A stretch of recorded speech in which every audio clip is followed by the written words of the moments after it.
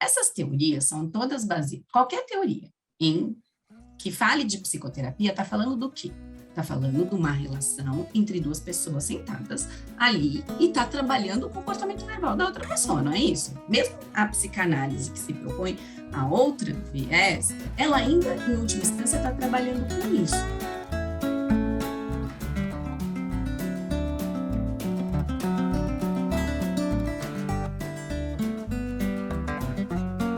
E aí, vou trazer aqui um professor meu da graduação, que eu lembro da fala dele muito, que era assim, eu me formei pela Unesp de Bauru, e pela Unesp de Bauru nós tínhamos muito lá, materialismo histórico dialético, a análise do comportamento, era essa oposição o tempo inteiro, né, Mônica?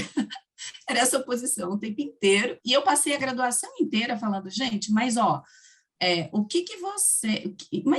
é a diferença entre esse termo e esse termo, esse conceito e esse conceito, esse conceito e esse conceito, e tudo mais.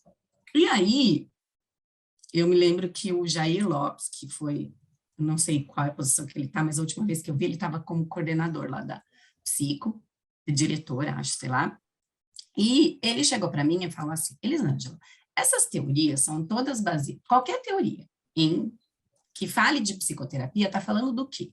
Está falando de uma relação entre duas pessoas sentadas ali e está trabalhando o comportamento verbal da outra pessoa, não é isso? Mesmo a psicanálise que se propõe a outra viés, ela ainda, em última instância, está trabalhando com isso. Então, é claro que vai ter muitas semelhanças e muita proximidade.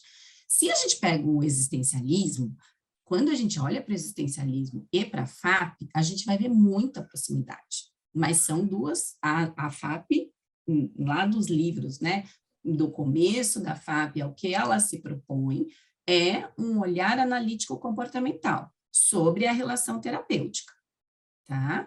Então, ela tem proximidades. Quando ela faz isso, ela vai ter proximidades teóricas, né, com algumas coisas da psicanálise, por exemplo, porque ela está olhando para a relação terapêutica. Muitos alunos adoram perguntar para mim, mas, Pro, isso não é transferência e contra-transferência? E aí eu brinco assim, isso é esse fenômeno, só que visto do ponto de vista do repertório filosófico da análise do comportamento, quando eu estou falando de fato. E quando eu estou falando lá do existencialismo, também tem essa mesma coisa, tem muita proximidade, gente.